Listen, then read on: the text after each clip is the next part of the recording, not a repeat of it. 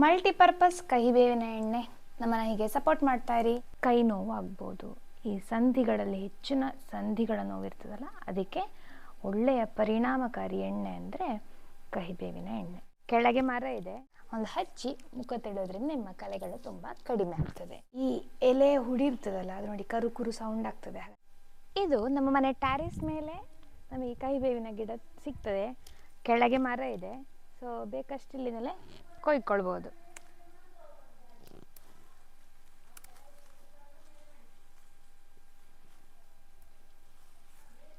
ಈ ಕಹಿಬೇವಿನ ಎಲೆಯಿಂದ ನಾವು ಒಂದು ನೋವಿನ ಎಣ್ಣೆಯನ್ನು ಮಾಡುವ.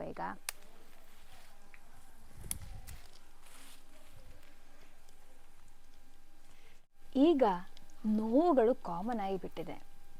ಸಂಧಿ ನೋವು, ಗಂಟು ನೋವು ಆಗೋದು, ಬೆನ್ನು ನೋವಾಗೋದು, ಸೊಂಟ ನೋವಾಗೋದು. ಸೊ ಎಲ್ಲ ಥರ ನೋವುಗಳನ್ನು ತುಂಬ ಜಾಸ್ತಿ ಇಲ್ಲ ಅಂದರೆ ನಮಗೆ ಈ ಕಹಿಬೇವಿನ ಎಣ್ಣೆಯಲ್ಲಿ ಕಡಿಮೆ ಮಾಡ್ಕೊಳ್ಬೋದು. ಅಂದರೆ ತುಂಬ ಪೀಕಲ್ಲಿಲ್ಲ ಅಂದರೆ ನಮಗೆ ಈ ಸುಲಭವಾಗಿ ಈ ಕಹಿಬೇವಿನ ಎಲೆಯ ಎಣ್ಣೆಯಿಂದ ಕಡಿಮೆ ಮಾಡ್ಕೊಳ್ಬೋದು. ಮತ್ತೊಂದು ಅಡ್ವಾಂಟೇಜ್ ಅಂದರೆ ಈ ಕಹಿಬೇವಿನ ಎಲೆಯ ಎಣ್ಣೆ ಬರೀ ನೋವುಗಳಿಗೆ ಅಲ್ಲ, ಕೆಲವೊಂದು ಅದರ್ ಯೂಸಸ್ ಕೂಡ ಇದಕ್ಕೆ ಇದೆ. ಹಾಗಾದರೆ ಎಲ್ಲವನ್ನು ಕ್ಲಿಯರಾಗಿ ನೋಡಿಕೊಳ್ಳುವ. ಬನ್ನಿ ಹೇಗೆ ಮಾಡೋದಂತ ನೋಡುವ. ನಮಸ್ತೆ ಫ್ರೆಂಡ್ಸ್, ವೆಲ್ಕಮ್ ಟು ಭಾವಲೋಕ. ಇನ್ನು ಕ್ಲೀನ್ ಮಾಡಬೇಕು ಫಸ್ಟ್ ಎಲೆಯನ್ನು. ಅದಾದಮೇಲೆ ಒಂದು ಮಿಕ್ಸಿ ಜಾರಿಗೆ ಹಾಕಿ ಅದನ್ನು ಗ್ರೈಂಡ್ ಮಾಡಬೇಕು. ನೀರು ಹಾಕಬಾರ್ದು ಅಂತ ಇಲ್ಲ, ನೀರು ಹಾಕಿದರೆ ನಮಗೆ ಎಣ್ಣೆಯಿಂದ ಆ ನೀರನ್ನು ಎಣ್ಣೆಯಿಂದ ತೆಗಿಲಿಕ್ಕೆ ಟೈಮ್ ಬೇಕಲ್ವ, ಸೊ ಜಾಸ್ತಿ ಹೊತ್ತು ಒಲೆಯಲ್ಲಿ ಇಡಬೇಕಾಗ್ತದೆ.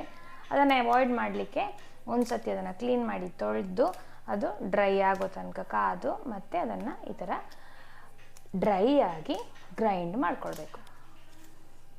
ಸೊ 1 ಕಪ್ ತಗೊಳ್ತೇನೆ ನಾನಿಲ್ಲಿ ಎಲೆಯನ್ನು. 1 ಕಪ್ ಎಲೆಗೆ 1 ಗ್ಲಾಸ್ ತೆಂಗಿನ ಎಣ್ಣೆ ಲೆಕ್ಕ.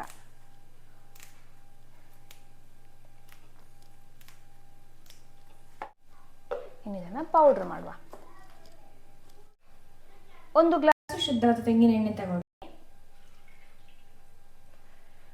ಸ್ವಲ್ಪ ಬಿಸಿ ಆಗ್ತಾ ಇದೆ ಅಂತ ಹೇಳಬೇಕಾದ್ರೆ ಈ ಕಹಿಬೇವಿನ ನಾವು ಸೊಪ್ಪನ್ನೇನು ಪೌಡರ್ ಮಾಡಿದ್ದೇವಲ್ಲ ಅದನ್ನು ಹಾಕಬೇಕು. ಸಣ್ಣ ಉರಿಯಲ್ಲಿ ಸರಿ ಕಾಯಿಸಬೇಕು. ಆಗ ಈ ಕಹಿಬೇವಿನ ಸತ್ವ ಎಲ್ಲ ಎಣ್ಣೆಗೆ ಬಿಟ್ಕೊಳ್ತದೆ. ಆರ್ಥ್ರೈಟಿಸ್ ಇರ್ತದಲ್ಲ, ಅದರ ನೋವಿಗೆ ಕೂಡ ಈ ಕಹಿಬೇವಿನ ಎಣ್ಣೆ ಒಳ್ಳೆಯದು. ಮಾಡಲಿಕ್ಕೆ ಕೂಡ ಈಸಿ. ಇದಕ್ಕೆ ಸ್ವಲ್ಪ ಎಳ್ಳು ಹಾಕಿದರೆ ಇದರ ಎಫೆಕ್ಟಿವ್ನೆಸ್ ಜಾಸ್ತಿ ಅಂತ ಹೇಳ್ತಾರೆ. ನಾನಿಲ್ಲಿ ಬರೀ ಕಹಿಬೇವಿನ ಎಣ್ಣೆಯನ್ನು ಮಾಡ್ತಾ ಇದ್ದೇನೆ. ಕುದಿಲಿಕ್ಕೆ ಸ್ಟಾರ್ಟ್ ಆಯ್ತಷ್ಟೇ ಸೌಂಡ್ ಬರ್ತದೆ ಬಿಗಿನಿಂಗಲ್ಲಿ, ಮತ್ತು ಜಾಸ್ತಿಯಾಗಿ ಕಡಿಮೆ ಆಗ್ತದೆ.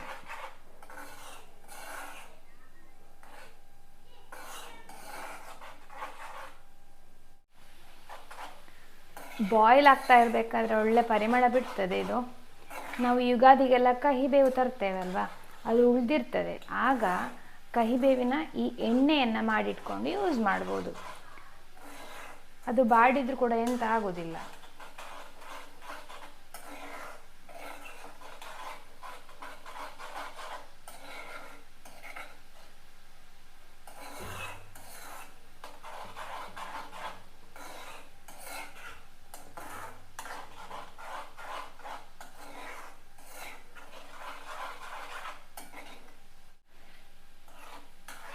ಈ ನೊರೆ ಬರೋದು, ಬಬಲ್ಸ್ ಬರೋದು ಕಡಿಮೆ ಆಗಬೇಕು.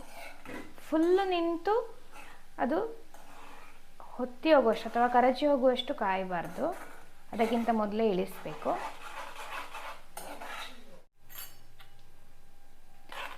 ನೋಡಿ, ಇವಾಗ ನೊರೆ ಕಡಿಮೆ ಆಗಿದೆ, ಎಣ್ಣೆ ಆಗ್ತಾ ಇದೆ.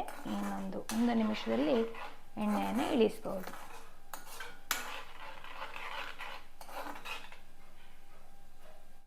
ಸ್ಟವ್ ಆಫ್ ಮಾಡ್ತೇನೆ. ಸ್ವಲ್ಪ ಹೊತ್ತದು ಪಾತ್ರೆಯಲ್ಲೇ ಇರಲಿ, ತಣಿದ ಮೇಲೆ ಅದನ್ನು ಸೋಸಬೇಕು. ಒಂದು ಶುದ್ಧವಾದ ಬಟ್ಟೆಯಲ್ಲಿ ಇದನ್ನು ಸೋಸುವ. ನಾವು ನೀರು ಹಾಕದ ಕಾರಣ ನೋಡಿ ಸತ್ವ ಎಲ್ಲ ಬೇಗ ಬಿಟ್ಟಿದೆ.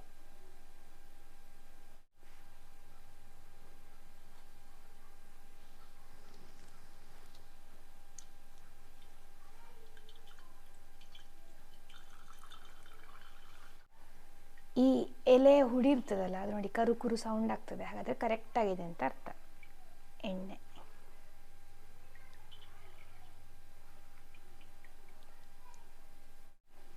ಎಣ್ಣೆಯನ್ನು ಈ ಥರ ಗಂಟುಗಳಲ್ಲಿ ನಮಗೆ ನೋವಿರ್ತದಲ್ಲ ಆಗ ಮೇಲಿನಿಂದ ಕೆಳಗೆ ಈ ಥರ ಹಚ್ಚಿ ಒಂಚೂರು ಮಸಾಜ್ ಮಾಡಿದರೆ ದಿನ ಮಾಡಬೇಕು, ನಮಗೆ ತುಂಬ ರಿಲೀಫ್ ಸಿಗ್ತದೆ.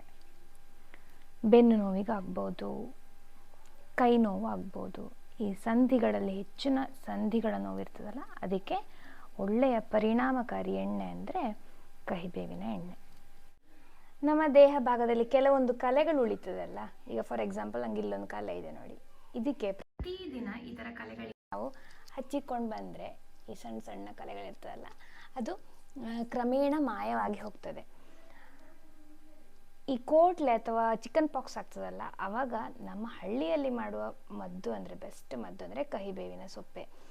ದಿನ ಕಹಿಬೇವಿನ ಸೊಪ್ಪನ್ನು ಜಜ್ಜಿ ಮೈಯಲ್ಲೆಲ್ಲ ಉಜ್ತಾರೆ, ಮತ್ತು ಅದರ ಮಲಗೋ ಪಕ್ಕ ಎಲ್ಲ ಕಡೆ ಅದನ್ನು ಇಡ್ತಾರೆ. ಹಾಗೆ ಅದು ಕಡಿಮೆ ಆದಮೇಲೆ ಕೂಡ ಆ್ಯಂಡ್ ಇವನ್ ಮೈ ತೊಳೆಯುವಾಗ ಕಡಿಮೆ ಆದಮೇಲೆ ಆವಾಗ ಸ್ನಾನ ಮಾಡಿಸೋದಿಲ್ಲ, ಪ್ರತಿದಿನ ಅದರ ಕಹಿಬೇವಿನ ಕಷಾಯದಲ್ಲಿ ಸ್ನಾನ. ಸೊ ಯಾವುದೇ ಕಲೆ ನೀವು ನೋಡಿ, ಚಿಕನ್ ಪಾಕ್ಸ್ ಇರುವವರು ಕಹಿಬೇವಿನ ಸೊಪ್ಪನ್ನು ಯೂಸ್ ಮಾಡೇ ಮಾಡ್ತಾರೆ, ಯಾರು ಗೊತ್ತಿಲ್ವವರು ಅದನ್ನು ಮಾಡಿ ಕಲೆಗಳು ಖಂಡಿತ ಕಡಿಮೆ ಆಗುತ್ತೆ, ಕಲೆಗಳು ಕ್ರಮೇಣ ಹೋಗಿಬಿಡ್ತದೆ. ಸೊ ನಮ್ಮ ಮುಖದಲ್ಲಿ, ಕೈಯಲ್ಲಿ, ಸ್ಕಿನ್ ಮೇಲೆ ಎಲ್ಲಿ ಕೂಡ ಕಲೆಗಳಿದ್ದರೆ ಈ ಎಣ್ಣೆಯನ್ನು ದಿನ ಹೀಗೆ ಒಂದು ಹಚ್ಚಿ ಮುಖ ತೆಳೆಯೋದ್ರಿಂದ ನಿಮ್ಮ ಕಲೆಗಳು ತುಂಬ ಕಡಿಮೆ ಆಗ್ತದೆ. Thank you so much for watching this video. Love you, bye bye, take care. ನಮ್ಮನ್ನು ಹೀಗೆ ಸಪೋರ್ಟ್ ಮಾಡ್ತಾ ಇರಿ. ಭಾವಲೋಕ ಫುಡ್ ಪ್ರಾಡಕ್ಟ್ಸ್ ನಿಮಗೆ ಬೇಕಿದ್ದಂದರೆ ನಮಗೆ ವಾಟ್ಸಪ್ ಮಾಡಿ, ನಾವು ಖಂಡಿತ ನಿಮ್ಮ ಮನೆಗೆ ಕೊರಿಯರ್ ಮಾಡ್ತೇವೆ.